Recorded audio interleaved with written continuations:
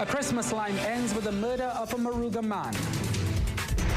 The Works and Transport Minister says regulation is coming for PH drivers, but registered taxis say he should clean up the licensing department first. It's a bumper day of Boxing Day shopping in Tobago, but Port of Spain sees slow sales. And in sport, making headlines, storms from behind to win the Gold Cup at the Boxing Day races at Santa Rosa Park.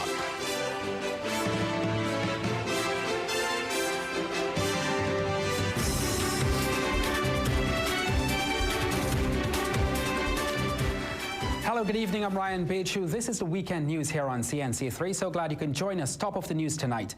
What started as a joyous Christmas Day line with friends in Moruga ended in tragedy after a 27-year-old was stabbed to death. According to police reports, Cavion Julian was with friends at a house in Laloon Road on Friday night when he got involved in an argument with a visitor. As the argument escalated, the man stabbed Julian in the chest before fleeing in his vehicle. Clutching his wound, Julian ran into his girlfriend's nearby house for help, but despite desperate efforts from relatives to save him, he died. His mother, Charmaine Julian Charles, said she's heartbroken not only at the loss of her son, but also that his one-year-old daughter will never get to know him. Police have arrested a suspect.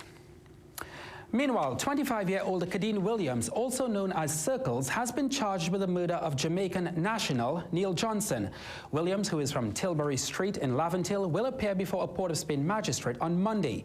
He will also answer charges of possession of a firearm and ammunition. The murder took place on Tuesday, December 15th. The 46-year-old victim, who sold jerk chicken along the Brian Lara Promenade, was approached by an armed assailant who announced a holdup. Shots were fired and police on patrol in the area responded. They apprehended the gunman and the victim was taken to the Port of Spain General Hospital, where he later died from his injuries. There are 100,000 illegal PH drivers operating in this country, according to a 2011 report undertaken by the Ministry of Works and Transport. Almost a decade later, this figure is sure to have increased, with more PH cars plying various routes across the country.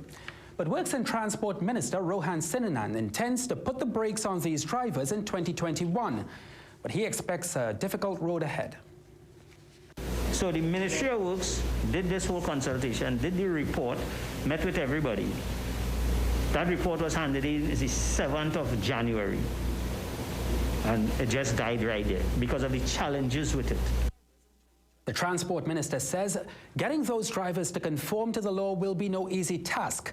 In November, Prime Minister Dr. Keith Rowley instructed him to devise a system to regulate PH taxi drivers following the gruesome killing of Ashanti Riley. The ministry's technical staff have already started working with the Office of the Attorney General and the Licensing Division to draft a policy to take to Cabinet. We have to find a way to organize them. Right? And we have to find a way to make sure that the law, when we put something in law, that we have enforcement after that. The minister says the lack of regulations over the years attributed to PH taxi drivers breaking the law and jostling licensed taxi drivers of passengers and a livelihood. To ensure the safety of the traveling public, he promises to put his foot on the gas to bring this illegal operation to a screeching halt. Now, while Transport Minister Rohan Sinanan is promising to crack down on PH taxi drivers, some of the drivers are suggesting that the minister ought to fix things first at the licensing office.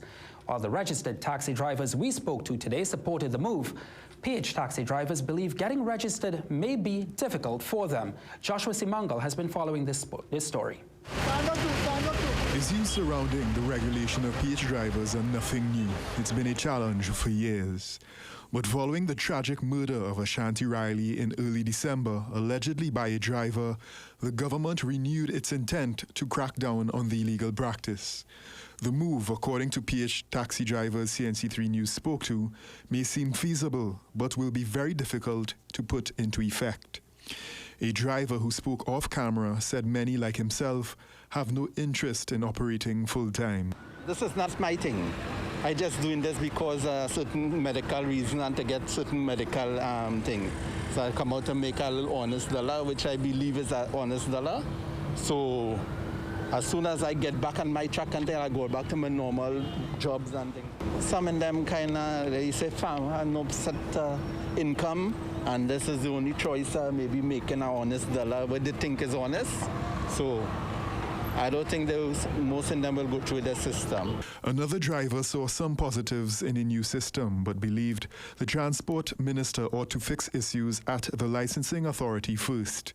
He said while he applied and got through with a taxi badge, completing the process is dragging on, much to his frustration. The licensing department at this time, there's a lot of chaos, because the amount of people want to do different transaction. So it really holding back our process, and I find next year, well, it's too soon now, boy. Registered taxi driver Sherwin Waldron praised Minister Sinanan for tackling the long-standing issue of PH drivers. According to Waldron, while some PH drivers are out to make an honest dollar, others are up to all sorts of mischief. It is a good thought. In light of all these spate of crimes and stuff in the country, you need to regularize the transportation system so that people could feel safe traveling with a hired vehicle. People want to get where they're going. Sometimes they might know what's the registration of a vehicle. So thereby they will just jump in any car that they see. Joshua Simongal, CNC3 News. A 34-year-old man was killed this morning after he came into contact with a low-voltage power line from Heritage Petroleum that was illegally connected to his home. The incident took place around 11:30 a.m. at Rifle Range in Palo Seco. The scene was visited by Heritage Petroleum officials, TNTech, and the police service.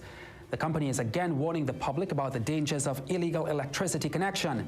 They also offered their condolences to the family of the deceased, who is yet to be identified. Meanwhile, the police are asking the public to help find 16-year-old Jelana Lewis. Jelana was reported missing on Thursday morning by a relative. She was last seen at her Harmony Hall Road, Gasparillo home on Wednesday evening.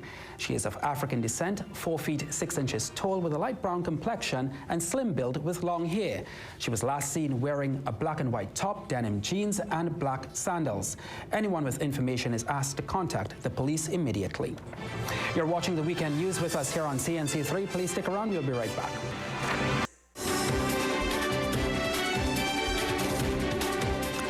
Instead of heading into Port of Spain in search of bargains this morning, one Good Samaritan decided to go into the capital city to provide meals to the homeless.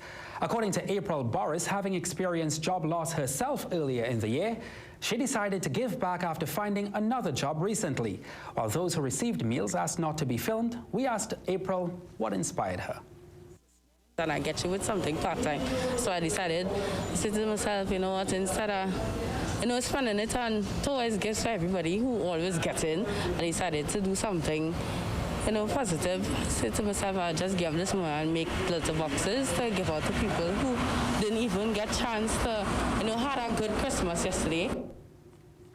Angels Among Us asked what advice she had for those who also lost their jobs during the pandemic. She urged them to keep the faith and to continue praying.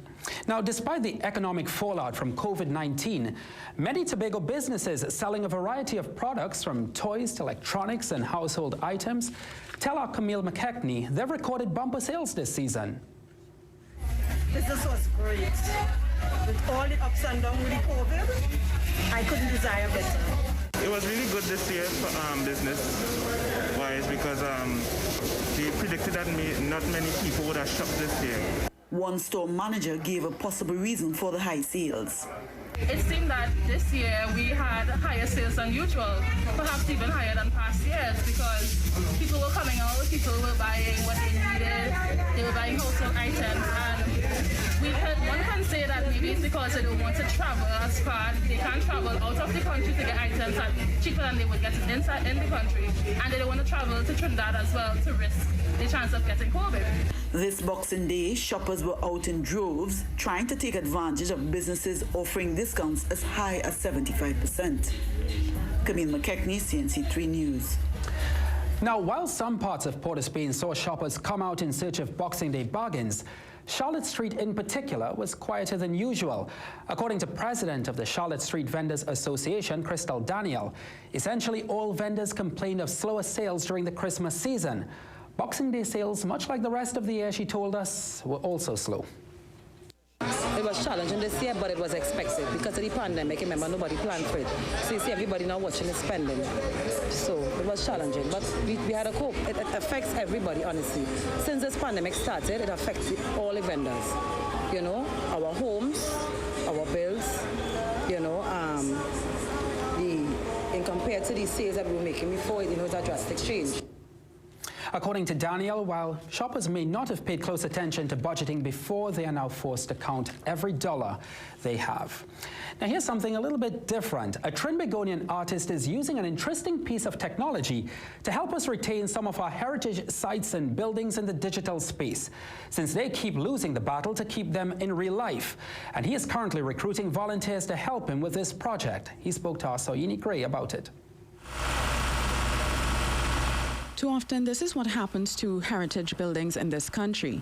They are razed to the ground to make way for new modern structures, which is what happened for the new Health Ministry building that will be constructed on Gillingham Avenue. But a Trinidadian artist who is determined to preserve these buildings is seeking the public's help, and so far, very little money is required. It is called Photogrammetry. It is a program that makes 3D renderings from a series of photographs. We make sure that they capture like almost every angle at the same distance. Joshua Lucci Kong has been taking photographs of our oldest buildings and detailing their history for years now, in a variety of ways. This program, which you can find on his website, offers community cooperation in that photos can be taken by anyone who wishes to take part, and they can email him the photos, which he will then use to create the models you see here. Some of them aren't perfect.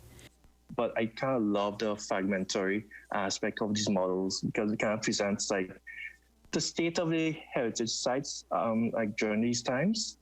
He hopes the project will help people get actively involved in learning about local history. On his site, he has images of old favorites that are no more. Guardian staff may recognize this building. This is what it looks like now. If you are interested in seeing the buildings he has on his site, perhaps to see what needs to be added to his list, the website and his email address are on the screen. Soyini Gray, CNC3 News. What a lovely story. Thank you very much for sharing with us, Soy. Definitely looking out for that website.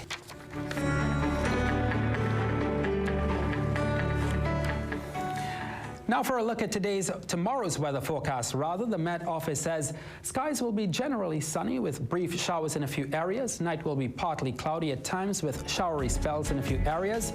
Tomorrow's maximum forecast temperature in Trinidad is 31 degrees, while Tobago will also experience a high of 31 degrees Celsius.